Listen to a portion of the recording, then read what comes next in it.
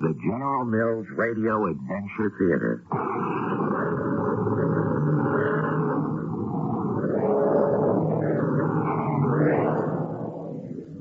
Welcome to a wonderful world of your own making. I'm Tom Bosley. Come with me to the world of radio drama. A theater whose stage has no limits but your imagination. Where adventure is yours for the listening. Where you can be anything you dream. Armored knight or lovely princess. Magician or monster. Hero or even villain. Sail seas. Scale mountains. Explore galaxies. All in your own minds. Do anything, anywhere, anywhen. On the wonderful stage of your own imagination. Let me in! Open the door! Open it! Who's that? Hurry! It's your nephew. Get him out. Open up!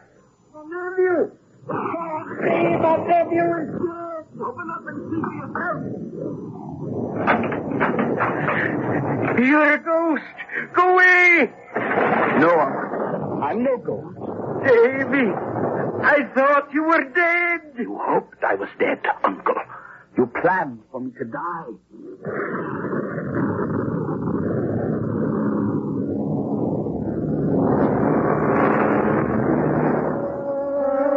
Our adventure today is Robert Louis Stevenson's Kidnapped, adapted especially for General Mills Adventure Theater by Paul Tripp and stars Christopher Tabori. We'll be back shortly with Act One.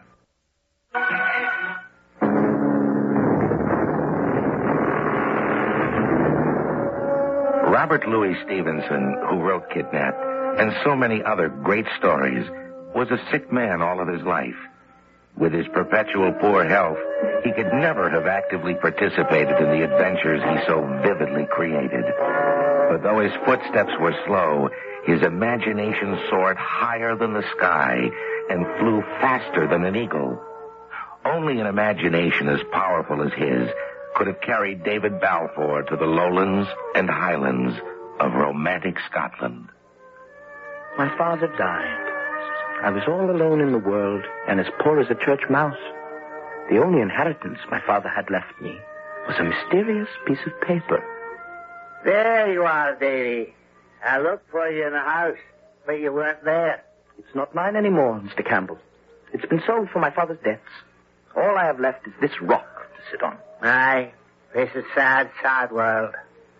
Will you stay here or go elsewhere to seek your fortune? Elsewhere, I guess. But exactly where, I haven't the faintest notion. Well, then perhaps this letter will send you off in the proper direction. When your father was dying, he gave me this, saying, "Tell Davy to deliver this to the address I have written on the envelope. Tell him he will find his good fortune there. Take it, lad." It says here, this letter is to be delivered to Mr. Ebenezer Balfour of the House of Shaws, outside the town of Queensferry. Do you know who this man is, Mr. Campbell? We have the same name, but I've never heard of him. Nor have I, lad. But from speaking to your father, I learned that the Balfour family was a respectable one and very rich. Of which my father had none. Now, don't be bitter, David. It ill becomes you. Perhaps this Ebenezer Balfour is the rich one in the family. That's why your father wanted you to deliver this letter. He told me he was certain you would be well received.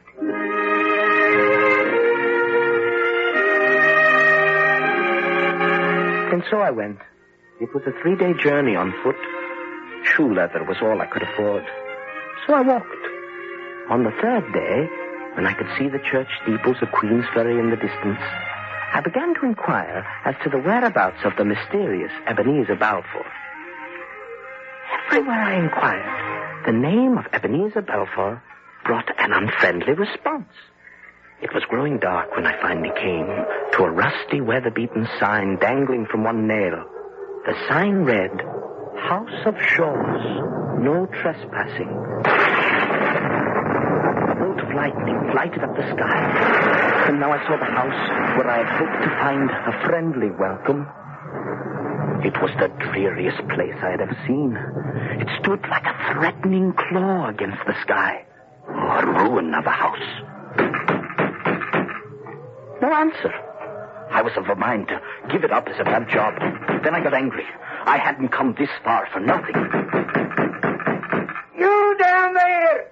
Who comes to disturb the sleep of an honest man? What you want? I'm here with a letter for Mr. Ebenezer Balfour of Shaw's. Well, slip it under the door and be off with you. I'll do no such thing. Nobody treats David Balfour like that. Is your name David Balfour? Aye, that's what they call me. Is your father dead then? How knew you that? He must be dead to be sure. And that's what brings you here. Well then, wait there and I'll let you in.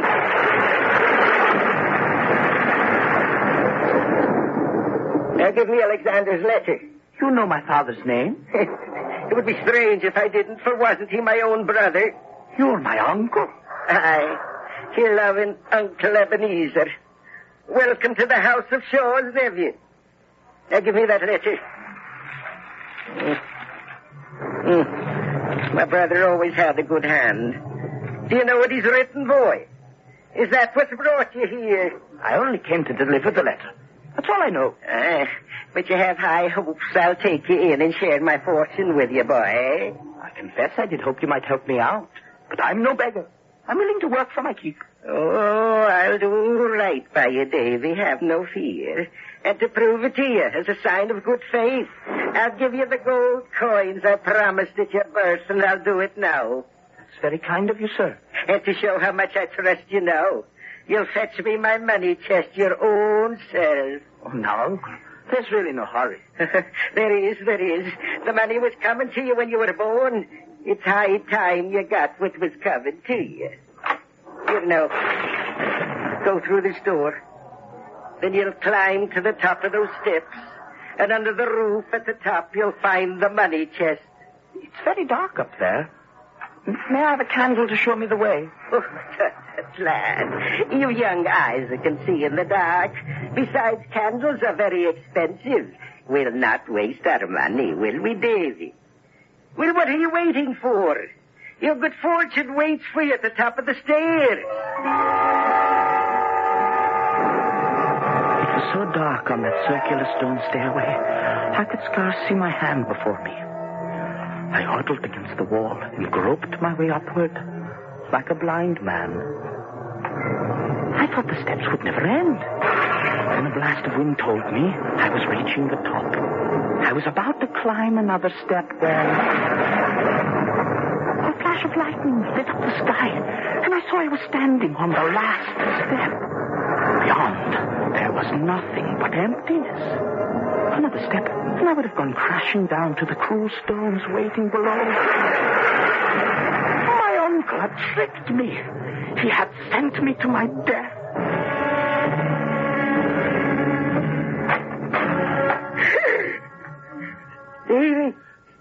Yes, Uncle. I'm alive. No thanks to you. You sought to cheat me out of my inheritance by killing me.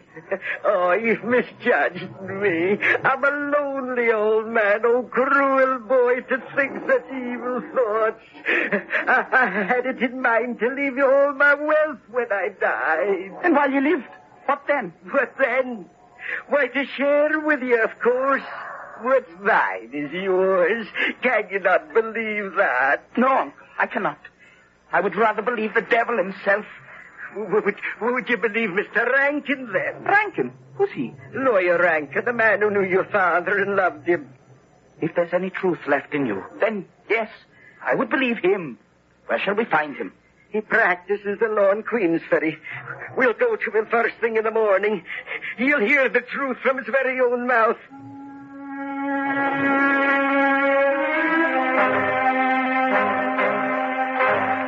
Is this the way to Mr. Rankin's office, Uncle? I thought this place was in the center of town. And so it is, lad. But then why are we heading towards the docks? What about seeing Lawyer Rankin as you promised last night? Oh, he can wait a little while. What's a few more moments in a young lad's life? Do you see that brig out there in the harbor? It's called the Covenant. I've half a share in it. It's about to weigh anchor. I would speak to my partner, Captain Hoseason, before he sails. Oh, there he is. Oh, there, Captain. A word with you. Wait here, lad. I'll be but a moment. Good morning, Mr. Balfour. What brings you here? Have a new bit of business to transact with you, Captain. Well, be quick. I'll sail within 2 hours. It'll be to your advantage. Do you see that lad standing over there? He's my nephew David. Fine-looking lad. What about him? I want you to take him along with you and never to bring him back. Never bring him back. Aye. He's never to see Scotland again. What do you want done with him? At your first port of call in the American colonies, sell him as a servant. You can keep the price of his purchase for yourself. But the trick will be to get him aboard the ship. Trust me. Good. Oh, Davy, lad. Come and meet the captain. Good day to you, Captain. You have a fine ship out there. That I have. How'd you like to come aboard before we sail and see what a fine vessel it is? No, thank you, sir. My uncle and I have some business with a lawyer. Oh, lad. Mr. Rankin can wait a little while longer. The day is young yet. Well, Come along, young Balfour, and have a look-see. That ship will be yours someday, from what your uncle tells me. well, all right. But, Uncle, you'll come along with me where I can keep my eyes on you. Of course, laddie. Oh, you still don't trust me? No, Uncle. I'm sorry, but I don't.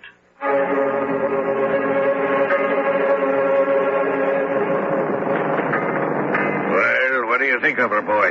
Oh, she's a fine ship, Captain. But hadn't we better go up on deck now? I've taken enough of your time. What's that? We'll weigh an anchor. We're sailing, boy. Where's my uncle? Out there, being rowed back to the docks. What does this mean, Captain? Are you kidnapping me? No, young man. Say rather, I'm taking you on a voyage. No. Help! Help! Out, blast! I'm being kidnapped!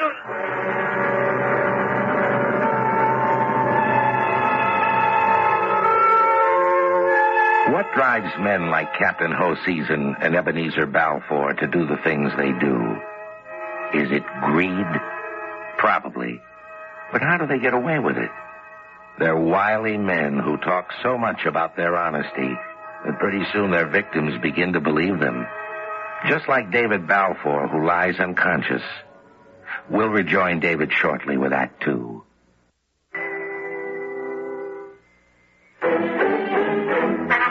The General Mills Radio Adventure Theater will return shortly.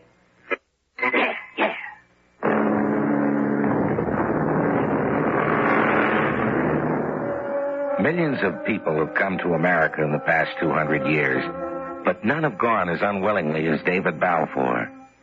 David is a prisoner on a ship that would someday be his, if his Uncle Ebenezer is to be believed, which I doubt. Well, live and learn.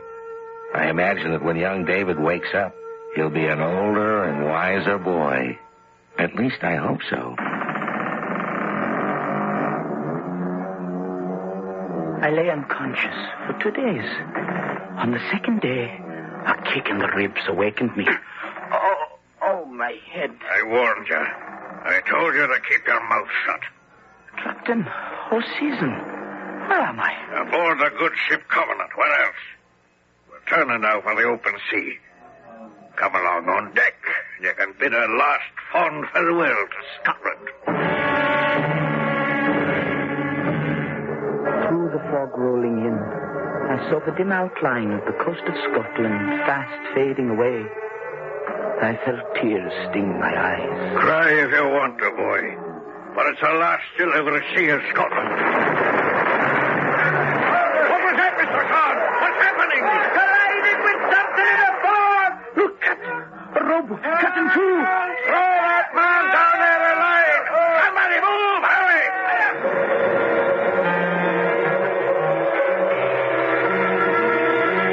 Is the captain of the ship blind? Has he no eyes? In the fog, sir, no one has eyes. My apologies. Well, accepted. And now, in return, you will oblige me by sailing me to the place I was bound for. You've made me miss the ship that would have taken me there. And where might that be? The coast of France. Did you hear that, man? Our friend wants us to take him to France. No one laughs at Alan Breck. And you'll find there's a sharp sting at the tip of his sword. Oh, cool off, man. You expect me to turn the ship around for one little bedraggled rooster? Hey, what's it? You almost nicked me. And the next time I'll draw blood. Is it France or is it not? We can't, man. We're bound for America. Correction, you're bound for France. You're out of your mind. Oh, aye, that I am. But I'm also in the money. Will you feel the heft of this money belt, Captain? That's the sound of gold you're hearing. Take me to France and half the gold is yours. Well, why didn't you say so in the first place? I'll take my payment now. Ah, not so fast. Payment on arrival. Don't you trust me? In a word, no. Neither do I. Now you'll want to dry your clothes. You can use that cabin yonder. I'll change our course to France.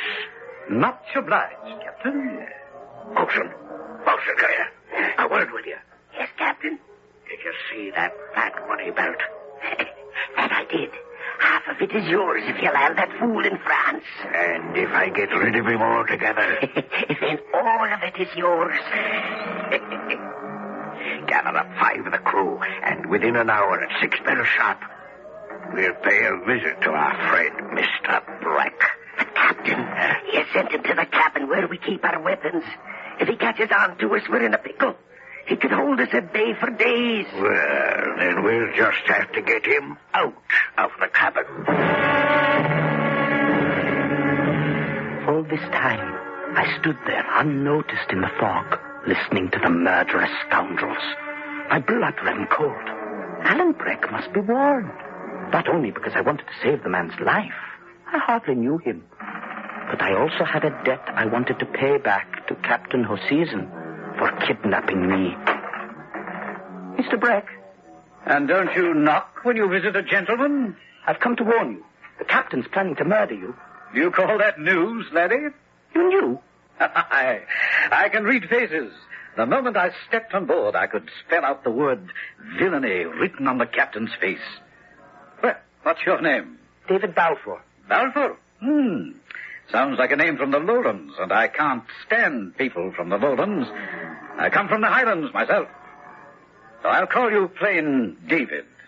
And you may call me Alan. I don't care what you call me. They're coming to kill you. Doesn't that worry you? Not a whit. Not if you stand by me. Will you stand by me, David? I will. Now, for heaven's sake, will you tell me what your plan is? They'll be here in an hour. My plan? Simple. To fight, of course. Are you armed, David? No, but there are plenty of weapons in that cupboard over there. Well, then let's break it open.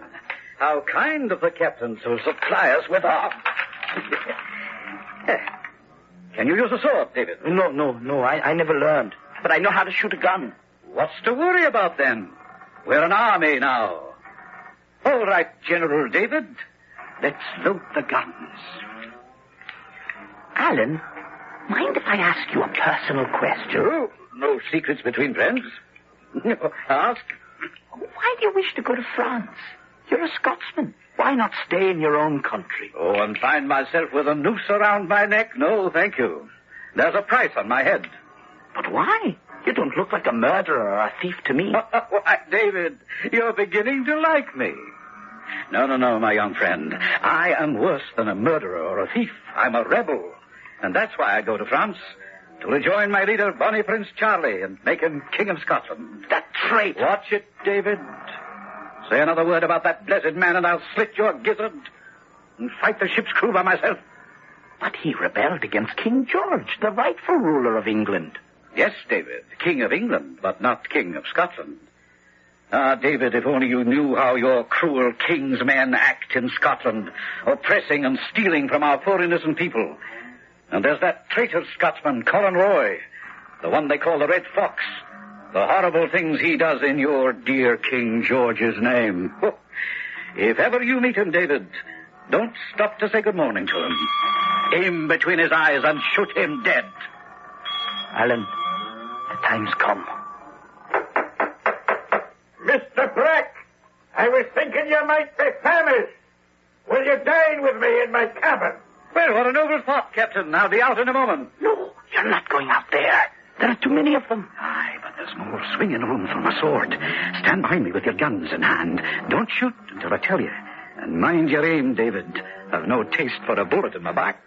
Well, here I am, Captain dear, as the fly said to the spider.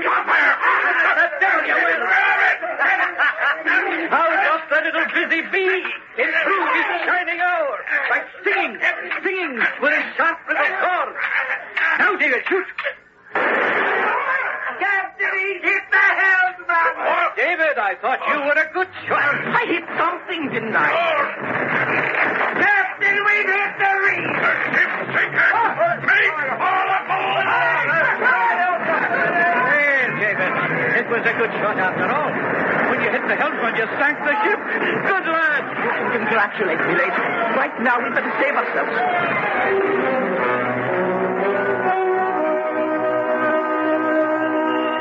When we landed in the water, I lost sight of Alan Breck. Had he drowned? Well, there was no time to think about that. I headed for land. Finally, I made shore. A desolate place. Not a living soul to be seen, except for a flock of gulls. Alan! Alan! Where are you, Alan? I sat down and wanted to cry. Alan was dead. The first friend I ever made was dead. Ahoy there! You there, ahoy! A human voice that seemed to come from the sea. I ran toward the voice. A man was rowing a boat toward me. Ahoy there! What's your name? David Balfour. David Balfour, did you say? Then you're the one I'm looking for. Where have you been hiding, lad? I've searched for you the whole day long. How did you know I was missing? How did you know my name? A little bird told me. What? Oh, will you stop speaking in riddles? A little bird with a tall, proud feather in his hat. What? Oh, wait a minute. Do you mean Alan Breck? He's alive. He didn't drown. Oh, I'm not mentioning any names. Now, will you hop into the boat so as I can take you to the man who told me to find you?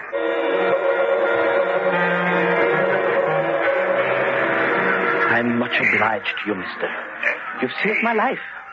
How you finding me? I'll always wonder. Well, you can stop your wondering now, lad. Haven't I the sharpest eyes in the Highlands? Now, why don't you take a little snooze? You must be that tired. I'll wake you when we get to Torresay. Torresay? What's that? Where is it? It's a town where the sea shakes hands with the Highlands. Now, will you sleep and stop your jabbering? Oh, I will. I am tired. Oh, Alan's alive, isn't he? Alive.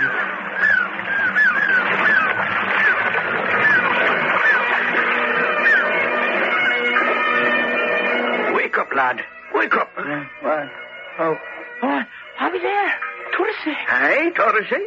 Now give me your hand, and you'll set your first step in the Highlands, the glory of Scotland. I thank you, mister.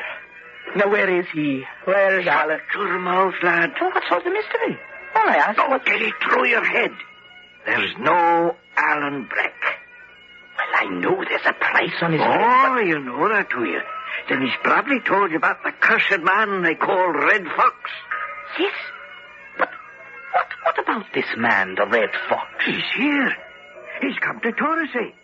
If he hears that our friend is not in France, then he'll hunt him down and hang him. Oh, indeed. Now listen and do as I tell you. You'll walk to the end of the high street. Then you'll turn left into the main road and walk a mile. When you come to a signpost that says 1 mile to Torresay, turn right and walk 30 paces. Whistle 3 times. Then once. Like this. And then maybe, mind you, you'll find your friend. The little bird with the tail feather in his cap. Now go along with you. Mind your step. And above all, Mind your tongue. There's a life at stake.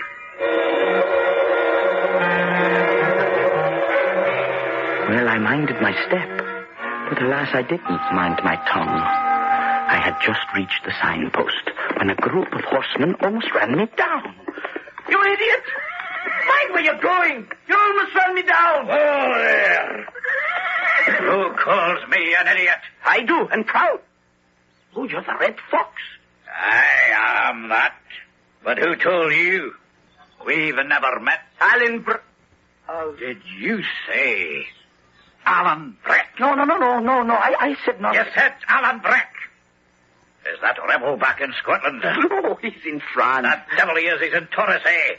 And you're his accomplice. Well, now we'll have a double hanging party. Seize him, man.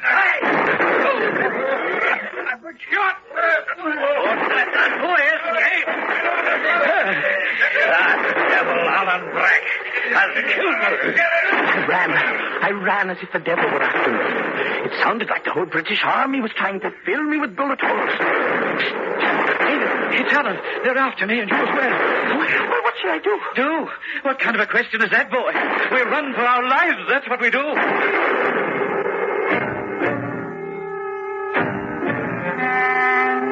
Through a lifetime, we meet all kinds of people. The good, the cruel, the generous, the greedy. But I doubt if any of us have met such a variety of strange characters in as short a time as David Balfour. A conniving uncle, a murderous sea captain, a short-tempered adventurer, and now the whole British Army. David seems to have a talent for trouble. We'll rejoin him shortly. The General Mills Radio Adventure Theater will return shortly. Oh, what?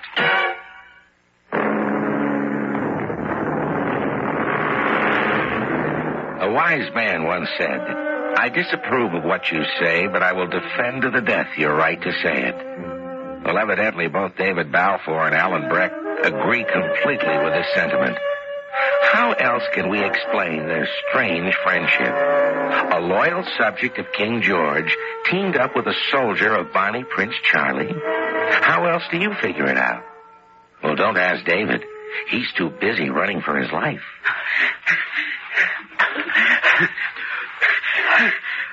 All right, David. We can take a breather now. We've lost the King's men. For a while, anyway. What happened to Captain Hoseason and his crew? Oh, they took to the boats and left me hanging on to an oar. Well, good riddance to them, one way or the other. Now, are we going to sit here all day and gab while we wait for the soldiers to catch up with us? No, we'll not stay here like sitting ducks. But 100 yards from here, beyond those trees, there's a house where a friend lives. I'll pay him a little visit, get the news, and ask his advice. Oh, can't I come with you? Nay, lad. My friend's a fierce enemy of your king. He would think you a spy. Well, now, that's what I call a pretty kettle of fish. The king's soldiers are against me. Your friends are against me. Is there anyone for me? I am, David, my bonny lad. And that's the best side of the world to be on. Now, I'll not be long.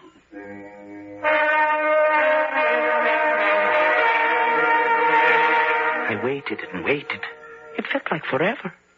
I wished I was back at my father's house. Alan, is that you? He's one of them. Put your hand up or I'll put a bullet through you. No, don't shoot. I'm a loyal subject of His Majesty King George. You're lying, Poppy. I know your face. You're the boy that stopped us on the road when Red Fox was killed. You were the decoy. Now, where's the other one? Oh, what other one? The killer. The man known as Alan Breck. Well, he didn't take... I mean, who's Alan Breck? I never heard that name before. You didn't, eh? You're a liar, boy.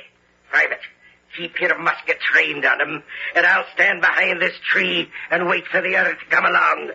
And when he comes, I'll give him a couple of feet of cold steel.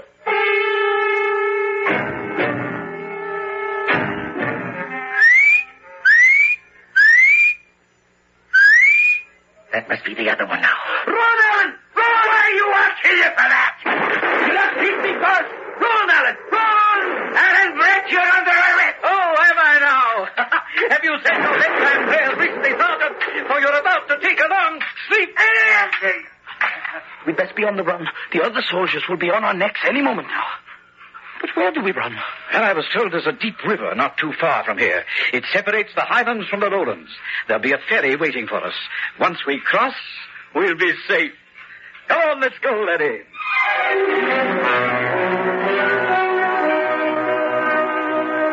David, do you see the reflection yonder? Behind those trees? That's the river, and we're almost there. They've spotted us. Do you see the ferry, lad? Not a sign. We can't wait, Alan. We'll have to swim for it. Oh, well, you swim for it, Davy. I'll stay here and make a stand. You're gone daft, Alan. They'll kill you. I know, but one way or the other, I'm a dead man. For the truth is, Davy, I swim like a stone. I'm a strong swimmer. I'll help you. Nay, lad, I'll stay here. You go. Are you afraid of the water, then? Fine Highlander you are. Nobody calls Alan Breck a coward.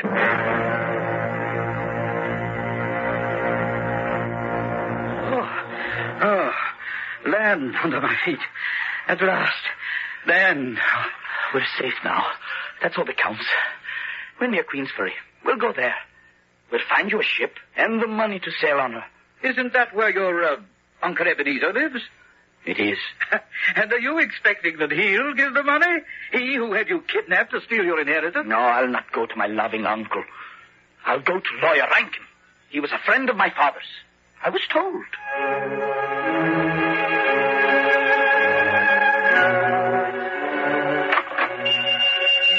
What can I do for you, young man? I wish to speak to Mr. Rankin. I am Mr. Rankin.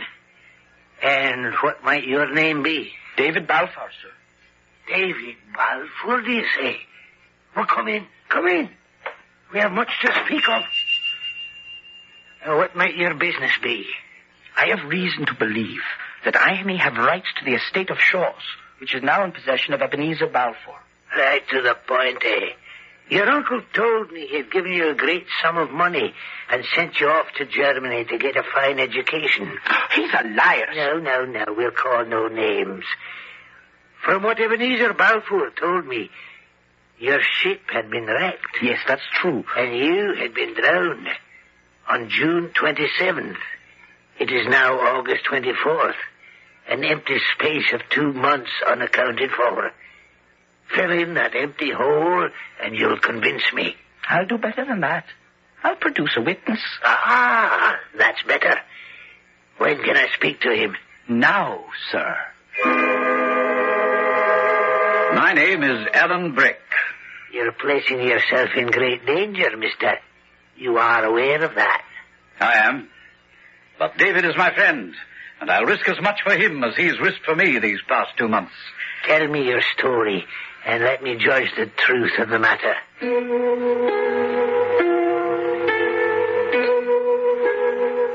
A wilder tale I've never heard, but it rings true.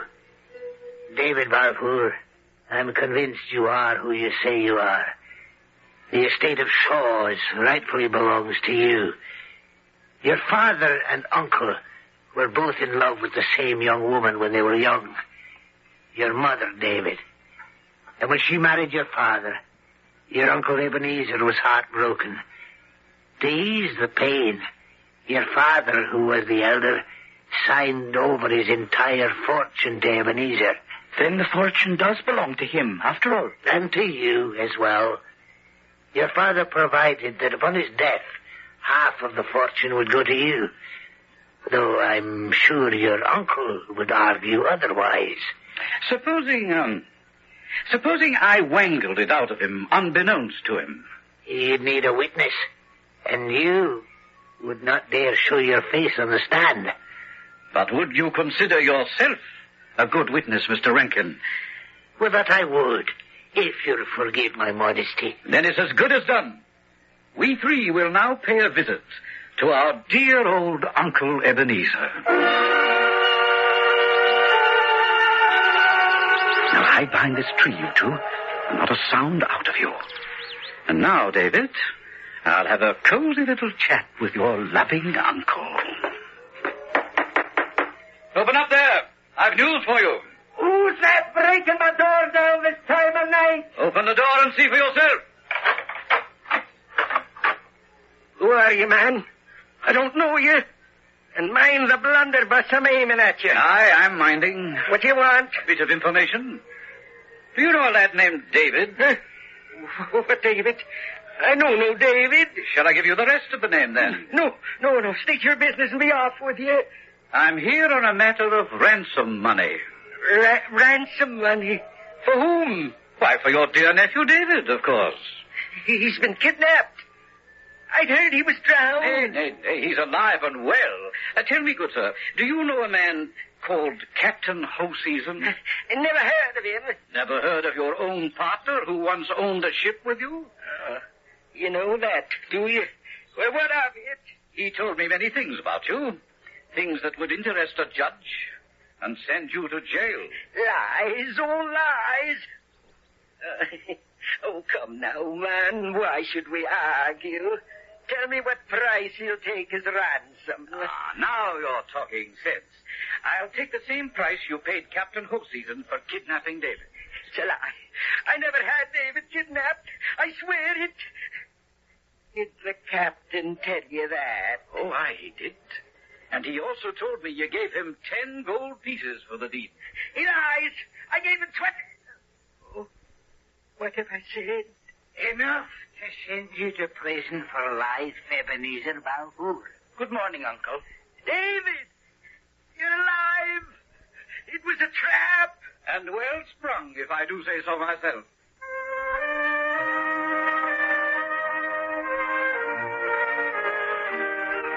Well, David, it's off to France I'm leaving, thanks to you. I see you bought yourself a new feather for your hat. It's almost as long as your sword. And it's a grand new suit of clothes you're wearing yourself. You look like a fine peacock, Mr. David Balfour.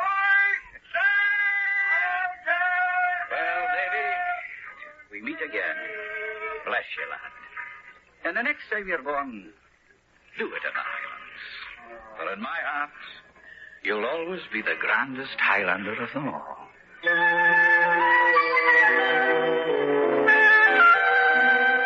Throughout history, there have been famous examples of great friendships.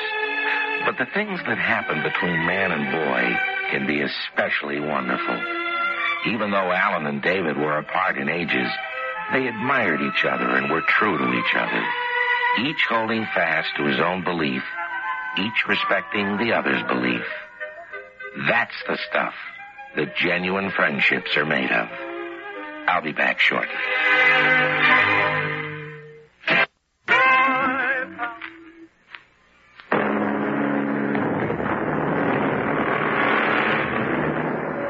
It's an old bromide that history repeats itself. 200 years ago, Scotland fought to win its independence from England and failed. Today, according to the news, Scotland is again demanding some measure of independence from England. Nothing seems to change except the costumes. History does keep repeating itself, but it never gets boring, does it?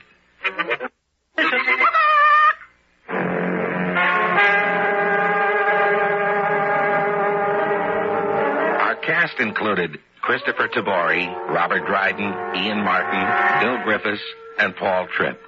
The entire production was under the direction of Hyman Brown. This is Tom Bosley inviting you to return to the General Mills Radio Adventure Theater for another exciting tale you can hear through the magic of radio. The General Mills Radio Adventure Theater is recommended by NEA, the National Education Association.